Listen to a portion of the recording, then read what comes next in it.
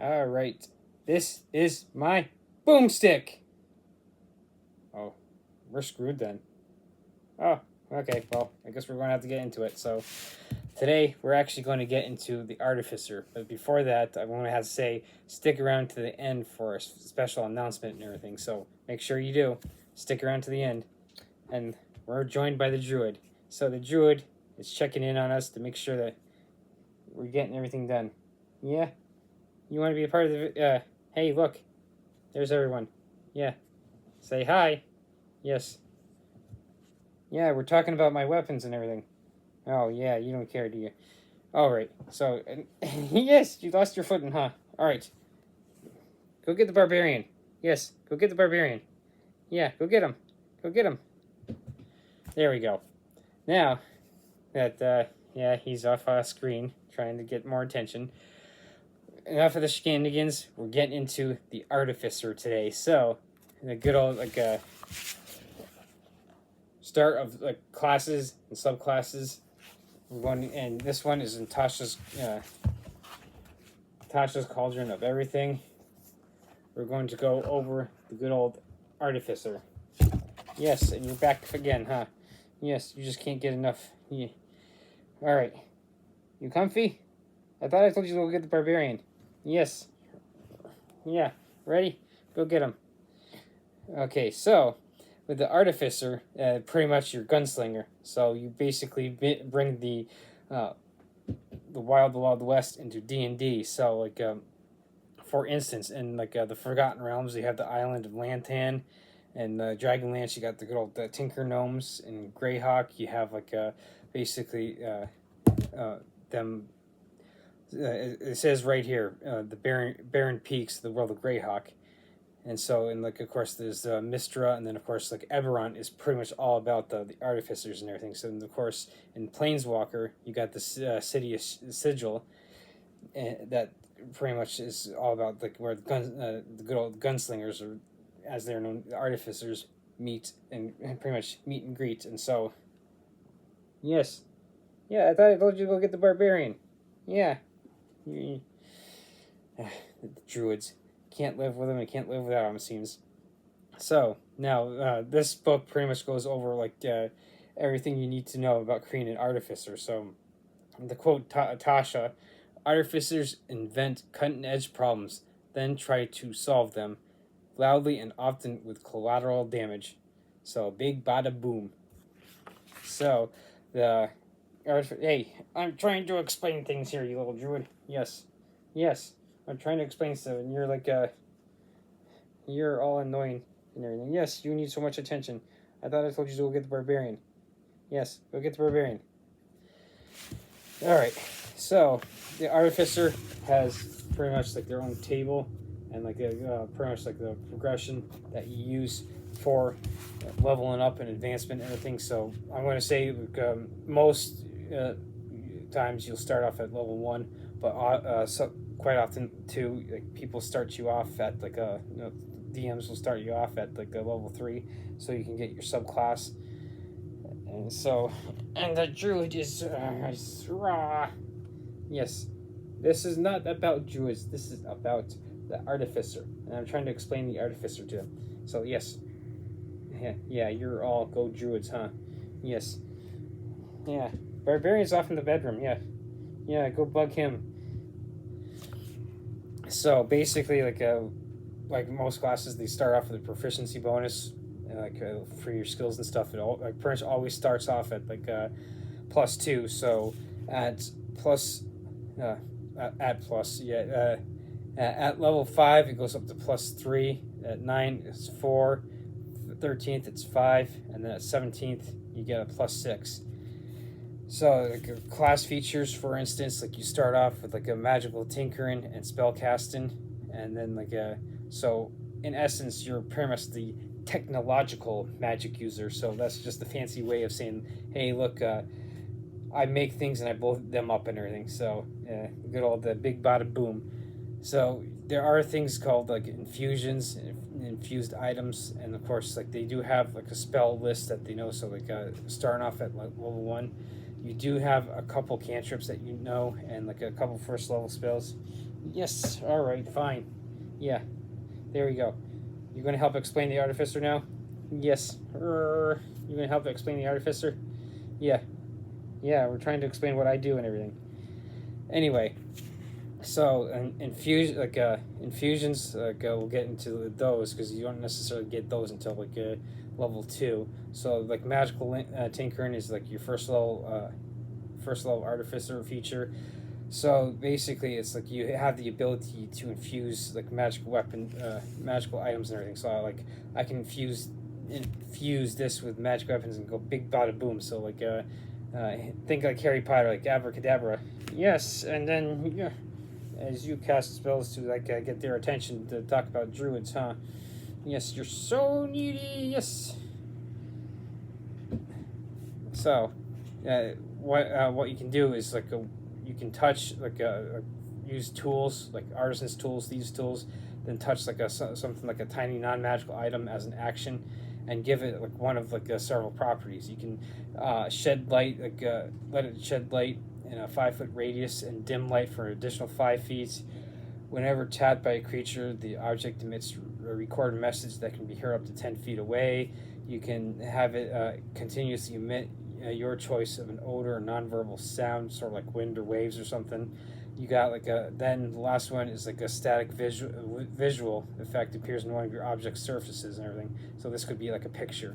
So with spellcasting is pretty much like the same kind of concept as like your sorcerers, your wizards, your druids. So you with spellcasting, first level artificer feature. So like your tools required, like you produce your artificial spells through your tools. So your magic. Yeah, in a sense, think of like an artificer having like a magic wand or like their pistol or whatever it is. So it does have like a little like a blurb about like the right here the magic of artificer, and the druid is trying to become the center of attention in this whole video. Yeah, and we're not even 10 minutes in, and you're still wanting attention, huh? I thought I told you to go bug the barbarian. Yes. So it pretty much in a sense is like the technical logical way of like doing magic and stuff. So cantrips, like I said, a couple cantrips, and so they do have. As I flip the page, like they do got a spell list for you to choose from. So, and those spells do go up as I flip back. It does have like and I keep flipping back and forth, table that you have where you can sit there and like spells, cantrips known, spell slots per spell level. So basically by the time you get up to level 20, I'm not going to necessarily get into like the whole progression and everything, but at level 1 you start off with 2 known cantrips and 2 first level spell slots. By the time you get up to level 20, you have 4 known cantrips, 4 first, 3 2, 3 3, 3 4, and a 5th. So you, in essence, you're kind of like following like the similar progression of like bards, paladins, like and maybe to less. I want to say lesser degree sorcerers and stuff, but like sorcerers and wizards and as far as I know, warlocks, they all go to level 9. But I will be getting into those because like for the most part I have yet to really delve into playing spellcasters. So kind of like I have to look up stuff because of my knowledge isn't like oh hey yeah we can do this, like maybe like I can with like martial classes like barbarians and like fighters and stuff. Yes, I know. You think so? Yeah. Yeah. Yeah. You gonna go get the barbarian? Yes. I keep telling you to. Okay, so now back into the nitty gritty details. So preparing and casting spells, like I explained the table and everything. So that's like what that talks about. And so ritual casting, like artificer spell list, I went over that. So like infuse item, we're now getting into like the nitty gritty details of the abilities and stuff. So like infuse item is your second level artificer feature. You gain the ability to imbue mundane items with certain magical infusions, turning those objects into magic items. So like you have like what's known as infusions known. So like when you gain this feature, you pick 4 artificer infusions from like the list, and then like from the section at the end of this class's description, and then whenever you gain a level, you can replace one artificer infusion with a new one you learned. So yes, we're trying to get stuff done here. Yes, and the druid is taking the show away. Yes, he's just taking the show away. Yes. As I hack up a furball. So, whenever you finish a long rest, you can touch a non-magical item and imbue it with one of your artificer infusions.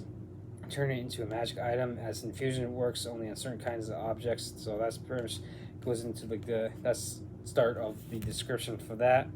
At third level, you get the artificer specialist. So choose one type of specialist you are. So this is your subclass. So you got the alchemist, armor, artillerist, or battlesmith. And then I'll get into those after I go through the rest of these abilities. So the other third level ability you have is the right tool for the job. At fourth level, you have ability score improvements. So at 4th, 8th, 12th, 16th, and 19th level, you can increase one ability score of your choice by 2. Or you can choose 2 abilities to each improve those by 1. So for instance, if say I had 17 in Dex and a 17 in Charisma, I could each up those to 17 and 17. Or say I had 18 in Dexterity already, and I wanted to bump that up to 20 to get that extra +1 on my rolls, going from +4 to +5 for the ability modifier. I could bump the Dexterity up 2 points and everything. So that's how that works. But it also says you can't use yes, you're looking for attention, huh? It also states that you can't, as I get back on track, you can't go above 20 and everything. So you can't necessarily, once you reach 20, get it up to 22. Of course, you could always bend the rules and say, in homebrew, and wing it and say, hey, look, for instance, in this case, going, I use the Dexterity example. Hey, if you're using guns and everything, you're most likely going to be training using that attribute a lot. So of course it might necessarily go up. So you could, as a DM, homebrew these abilities, chuck that you can't put it above 20 and say yeah, you can actually. And now it does open up the can of worms where you kind of maybe have things that get out of balance with a barbarian getting up to 26 or 28 strength and everything, and the same thing here with getting up to 26 or 28 dex and stuff. But it's at your discretion as a DM. So you want to follow the rules verbatim, or do you kind of want to bend them and kind of go with the flow or more. So either way is right. You just got to find the way that works for you. Yeah, you can't sit in my lap, can you? Because you're falling over. So let's see here. Went over the ability increase. Tool expertise is at 6th level. Proficiency bonus is now doubled for ability check you make with your proficiency with a tool. Flash of Genius is the 7th level artificer feature. So you've gained the ability to come up with solutions under pressure. When you or another creature you can see within 30 feet of you makes an ability check or a saving throw, you can use your reaction to add your intelligence modifier to the roll. So reading that, you can see how intelligence is actually a good skill. So now I have to backtrack and go over stuff that I actually forgot to cover. So for instance, quick build, and in the beginning parts of here, they have a good quick few sentences on a quick build to kind of give you a good idea on how to build it. So you can make an artificer quickly by following these suggestions. First, you want to put your highest ability score in intelligence, followed by constitution or dexterity. Second, choose the guild artisan background. So those are the kind of quick guidelines. Of course, I was talking about putting in dexterity because I'm thinking hey, you're using ranged guns, and so you're using your hand-eye coordination. So I flipped it and said dexterity first and then intelligence and everything. So you could do either or. You're going to get two vastly different kind of characters if you put an 18 in intelligence and maybe say a 16 or maybe a 14 in dexterity, I should say, and versus a 18 in dexterity and a 14 in intelligence. Of course, it all depends on what kind of character you want to go for when building your attributes, like your 6 abilities, and then like your skills and stuff like that. So like you can flesh it out with like your DM and everything, and you also will want to like get with the other player characters as well to see where can I like fit in. Because if you're working with the wizard, you might want to go the dexterity highest and intelligence second highest. So like that way you don't have a rogue type of deal. So like it depends on like what your group and like where you want to go as well and everything. So now circling back to like the abilities, so like a magic item adept is a 10th level artificer feature. You've achieved a profound understanding how to use and make magic items, so you can create 4 magic items at once, and you can craft a magic item with a rarity of common or uncommon, and it takes you a quarter amount of time to do it, and it costs you half as much gold. So, spell storing item is 11th level artificer feature. You can now store a spell in an object. So think about like actually having like I keep using like this brush and everything, a handy dandy wand and everything. So you could in a sense store a fireball. Good old I cast fireball. So like it's a good nifty way for like you storing like a abracadabra. I put fireball in this, and then like you get an extra ability, like an extra spell of fireball. Of course, you don't really necessarily use fireball as an artificer. I'm just using the most commonly known spell. So that takes us up to level 11. So then up to like level 14, we get magic items savant. It's the 14th level artificer feature. Your skill with magic items deepens. You can it's now up to 5 magic items at once you can attune to. You can ignore all class, race, spell, and level requirements on attuning to or using a magic item. And then at 18th level, you get magic item mastery. You can now attune up to 6 magic items at once. And then last but not least, Soul of the Artificer, which is the 20th level artificer feature. So you have developed the mystical connection to your magic items, which you can draw on for protection. So you gain a +1 bonus to your saving throws per magic item that you're attuned to. So like for instance, if you're attuned to 6 items, because you got that at the magic item mastery at 18, you get a +6. So if you reduce to 0 hit points but not killed outrightly, you can use your reaction to end one of your artificer infusions, causing you to drop to 1 hit point instead of 0. So it kind of negates you having to do like a death saving rolls, and like especially if that's one of your low rolls, or if you're like having one of those nights where the dice are just saying screw you and you're not like necessarily rolling that good. That's another way to come in handy. So now we circle back yet again to level 3 with the subclasses. So like alchemist is like a expert at combining reagents to produce mystical effects. They use their creations to give life and to leech it away. So you have tool proficiency at the 3rd level, and then you get your alchemist spells. So at like at like 3rd, 5th, 9th, 13th, and 17th, you get different ones. So like going right down the list at 3rd, healing word, and ray of sickness. Then you get flaming sphere, melts acid arrow. Then its gaseous form, mass healing word. Then blight and death word. And then cloud kill and raise dead. At 3rd level is like the 3rd one. You get the experimental alchemist, experimental elixir, which is that another 3rd level feature. As I'm stumbling over my words, the druid must have cast a spell on me or something. So like anyway, so like the elemental elixir has like a D6 table that you have like a 1, 2, 3, 4, and 5. You got like healing, swiftness, resilience, boldness, flight, or transformation. So it has like a D6 table that I just like mentioned. You like and I'm always big on like you can sit there and take a dice and roll randomly, or you can work with the DM and like, hey, look, I maybe want to like gear more of my like as I'm coughing up a hairball from the druid.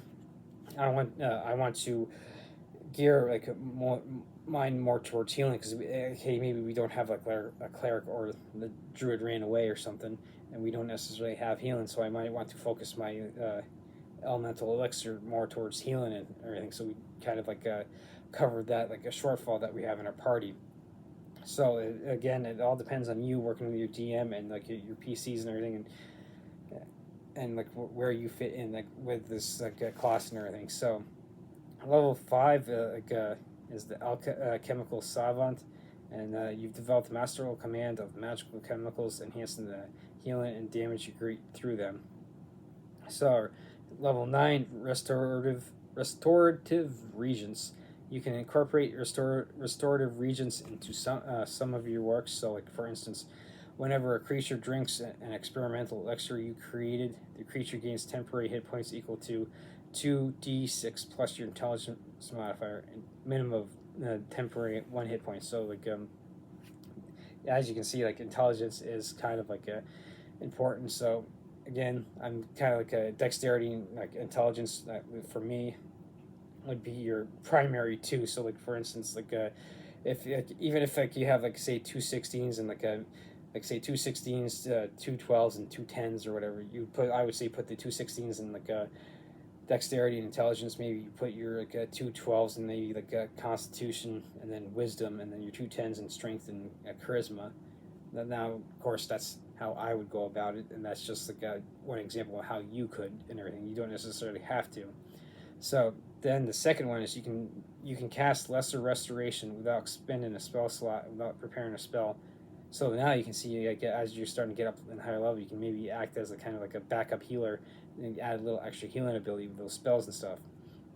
So we move on to like the chemical mastery, the 15th level alchemist feature. So this one is, you have been exposed to so many chemicals that they pose little risk to you, and you can use them to quickly end certain ailments. So like you gain resistance to acid and poison damage, and you're immune to poison conditions. You can cast greater restoration and heal without expanding spell slots, and for that. So that's like level 15. So you can kind of see how the alchemist could be like a good, decent like a backup healer and everything. So then you get the second one is for the subclasses, the armor. So tools of the trade, you get the 3rd level armor feature. And so this one you gain a proficiency with heavy armor. You also gain proficiency with smith tools if you aren't already proficient in them. And then armor spells, so you get like another 3rd level armor feature. So you get the armor spells. So like at 3rd, it's magic missile and thunder wave. 5th, mirror image and then shatter. 9th, 13th, and 17th. So hypnotic pattern and lightning bolt. Then fire shield and greater invisibility, and finally pass wall and wall of force. At 3rd level, you also get arcane armor, which is like your metallurgical pursuits have led to you make an armor a conduit for your magic. As an action, you can turn a pseudo armor you're wearing into arcane armor, provided you have smith's tools in hand. And you gain the following benefits while wearing the armor. If the armor normally has strength requirement, your arcane armor lacks this requirement for you. Then you can use your arcane armor as a spellcasting focus for your artificer spells. The armor attaches to you and can't be removed against your will. It also expands to cover your entire body, although you can retract or deploy the helmet as a bonus action. The armor replaces any missing limbs function identically to a limb replace. So maybe like you're missing a hand and you put a gauntlet on, all of a sudden like you got like your robotic hand now back, and you can doff or don the armor as an action.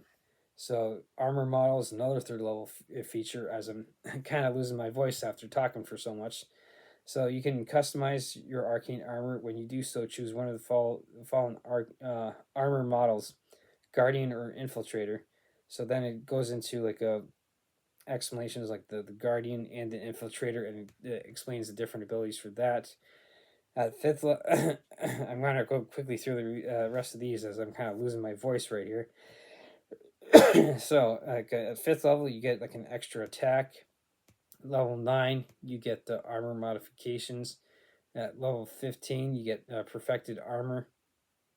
And so that's like the final one. So then like the 3rd one is the artillerists, and they specialize in using magic to hurl energy, projectiles, and explosions on a battlefield.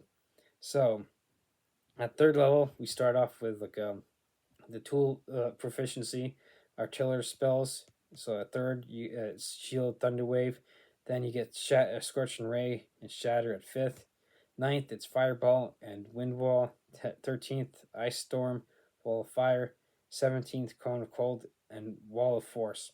So as you can see with the artillerist, you're now kind of like in a sense a backup arcane spellcaster, like a spell sniper in essence with the spells that you're getting. So you could act as kind of like a again like a second fiddle to like, but this time to like the sorcerer or the wizard, but like having like I'm yeah, of course like I would love to be able to go back to the armor and kind of combine the two, but like yeah, and with their armor ability, but yeah, as you can see, you're not necessarily like a glass cannon because you're still going to like going way all the way back to the beginning of the class to go over.